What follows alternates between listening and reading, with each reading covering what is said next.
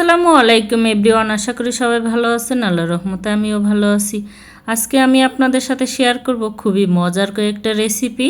দেখতে থাকুন। এই যে দেখুন, এইখানে চাল কুমড়া, ছোট্ট একটা চাল কুমড়া নিয়ে এসেছে, একদম বিচি নাই, ফ্রেশ, একদম ছোট, একদম জালি। এই জালি কুমড়া দিয়ে আমি দুটো রেসিপি আজকে আপনাদের সাথে শেয়ার করব। এখানে জালি কুমড়াটা আমি কেটে নিয়েছি, কিছু আমি অর্ধেক অর্ধেক করে কেটে নিয়েছি, আর কিছু এই যে রাউন্ড শেপে কেটে নিয়েছি, গোল গোল। আর এইখানে এই যে লাল শাক, একদম টাটকা লাল শাক, মাত্র বাজার থেকে নিয়ে আসলাম। এই শাকটা ভালো করে কেটে ধুয়ে পরিষ্কার করে লবণ দিয়ে এবার সিদ্ধ করতে দিলাম। লাল শাকটা এই পাশে সিদ্ধ হতে থাক, আর এই পাশে আমি আরেকটা চুলাতে তেল দিয়ে, এবার তেলটাতে গরম হয়ে আসছে, দিয়ে দিব এখন পেঁয়াজ কুচি, আর দিয়ে দিলাম কাঁচামরিচ। এখন দিয়ে দিচ্ছি রসুন, কিছু রসুন আমি থেতো করে দিয়েছি। এটা এখন লাল লাল করে বেরেস্তা করে নিব, হালকা গোল্ডেন ব্রাউন কালার হয়ে আসছে। এখন আমি সেই আগে থেকে সিদ্ধ করে রাখা লাল শাকটা ঢেলে দিব এর মধ্যে। তা আমার লাল শাক ভাজাটা কিন্তু হয়ে গেছে প্রায়, দেখুন একদম সুন্দর ভাজা হয়ে গেছে। এবার আমি আরেকটা পাত্রে এখন আমি এই চাল কুমড়ার প্রসেস করে নিব। এখন আমি এইখানে দিয়ে দিচ্ছি লবণ, তারপরে দিয়ে দিচ্ছি হলুদের গুঁড়ো, আর দিচ্ছি সামান্য ধনিয়ার গুঁড়ো, এবার দিয়ে দিচ্ছি মরিচের গুঁড়ো। এখন অল্প পরিমাণ পানি দিয়ে আমি এই মশলাগুলো মাখিয়ে নিব। দেখুন অল্প একটু পানি, কিন্তু বেশি পানি দেওয়া যাবে না, কারণ বেশি পানি দিলে এটা নরম হয়ে গেলে কিন্তু হবে না। এই রকম মাখাতে হবে, আঠালো হতে হবে। এবার আমি রাউন্ড শেপের সেই চাল কুমড়োগুলো লাগিয়ে নিচ্ছি এই মশলাটা। আমি কিন্তু এই অর্ধেকটা হচ্ছে এই রাউন্ড শেপে কেটে নিয়েছি, আর অর্ধেক আমি পিস পিস করে কেটেছি, রাউন্ড শেপ দিয়ে মাঝখানে কেটে দিয়েছি। ওইভাবে আমি সবগুলো চাল কুমড়া মাখিয়ে নিব। আর এখন আমি প্যানে দিয়ে দিচ্ছি তেল। এই তেলে এখন আমি সেই মাখিয়ে রাখা চাল কুমড়াটা দিয়ে দিচ্ছি। চাল কুমড়োকে আমি এবার ভেজে নেব। এটাকে এবার আমাদের আঞ্চলিক ভাষায় বলে কুমড়োর চাক ভাজা, কারণ এটা চাকার মতো একদম চাকচাক করা, তাই এটাকে চাক ভাজা বলে। তবে আমার মেয়ে বলে এটাকে রাউন্ড শেপের চাল। তা ওদের এটা খুবই পছন্দ, আমারও ভালো লাগে খেতে। আমার মনে হয় এটা সবারই পছন্দ। আর আপনারা এইভাবে খেয়েছেন কি না জানাবেন, যে এই চাল কুমড়োর রাউন্ড শেপের ভাজাটা কেমন লাগে। আমার চাল কুমড়াটা কিন্তু ভাজা হয়ে গিয়েছে, সুন্দর একটা কালার আসছে। এবার আমি তুলে নিচ্ছি। এটাই কিন্তু বেগুনের মতো হয়ে করে এই সেমভাবেই হয়ে যায়। এই যে ভাজা শেষ আমার ওগুলো, আর বাকি এবার এই যে পিস পিস করে যেগুলো কেটে নিয়েছিলাম রাউন্ড শেপ দিয়ে, মাঝখানে একটা করে পিস দিয়েছি। আমি এখন এই সম্পূর্ণ চাল কুমড়াটাই এভাবে ভেজে নেব, কারণ ভেজে আবার এটা আমি রান্না করব আজকে। আমি বড় মাছ দিয়ে, আপনারা চাইলে এটা যে কোনো মাছ দিয়ে রান্না করতে পারেন।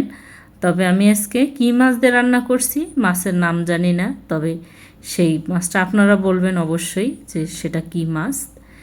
আর এই যে আমি আবারও বাকিগুলো তুলে নিয়ে আবার দিয়ে দিয়েছি। এখন এটাকেও আমি সেমভাবেই ভেজে নেব। এটাও ভাজা শেষ, এটাও তুলে নিয়েছি।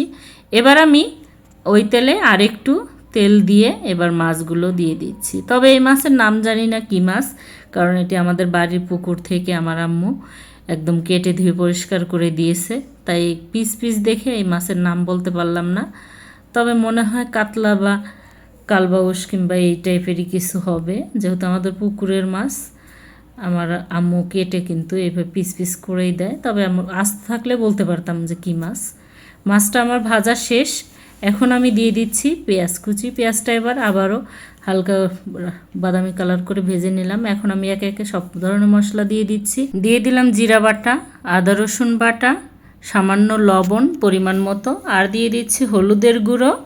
এবার দিয়ে দিচ্ছি মরিচের গুঁড়ো, আর একটু ধনিয়া আর রাঁধুনির গুঁড়ো, আর দিয়ে দিলাম একটা টমেটো ছোট ছোট করে কেটে নিয়েছি। এখন আমি সমস্ত মশলার সাথে ভালো করে কষিয়ে নিব।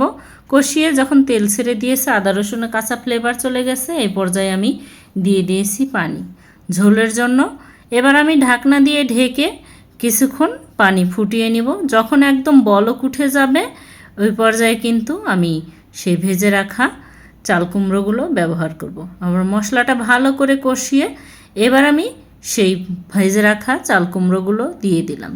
চাল কুমড়োগুলো কিন্তু একদম ভাজা, তাই বেশি পানি লাগবে না। অল্প পরিমাণ ঝোল দিয়ে আমি একদম মাখা মাখা করব না, মানে জাস্ট একটু অল্প অল্প ঝোল থাকবে সেই পর্যায়ে কিন্তু আমি নামিয়ে নেব। আর উপরে মাছ দিয়ে ঢাকনা দিয়ে ঢেকে কিছুক্ষণ রান্না করে নিলাম। যেহেতু মাছ আর চাল কুমড়োটা আগেরই ভাজা একদম খাওয়ার মতো ছিল, তাই অল্প একটু সিদ্ধ করে আমি ঢাকনা দিয়ে ঢেকে আবার ঢাকনা তুলে এখন আমি আর একটা টমেটো ব্যবহার করছি। এই টমেটোটা গলে যাবে না, আগে যেটা ব্যবহার করেছিলাম সেটা কিন্তু গলে একদম গ্রেভি হয়ে গিয়েছে। আর এটা আস্তে আস্তে থাকবে, ভাতের সাথে মাখিয়ে খেতে কিন্তু ভালো লাগে। আর কিছু কাঁচামরিচ আর ধনিয়ার পাতা দিয়ে দিলাম, দিয়ে এবার ঢাকনা দিয়ে ঢেকে আরও কিছুক্ষণ রান্না করে নিলাম। একদম টমেটোগুলো সিদ্ধ হয়ে গেছে আর ধনিয়ার পাতাটাও সিদ্ধ হয়ে গেছে। কিন্তু আপনারা চাইলে এখানে কিন্তু যখন মশলাটা আমি কষিয়ে নিয়েছি তখন তিল বাটা বা পোস্ত বাটা যে কোনো কিছু ব্যবহার করলে আরও বেশি টেস্টি হয়, কারণ আমার যেহেতু অ্যালার্জি প্রবলেম তাই আমি দেইনি। হয়ে গেছে আমার রান্না, আর এখন পরিবেশন করে নিচ্ছি। ধন্যবাদ সবাইকে আমার এই ভিডিওটি দেখার জন্য। Thanks for watching. আল্লাহ হাফেজ।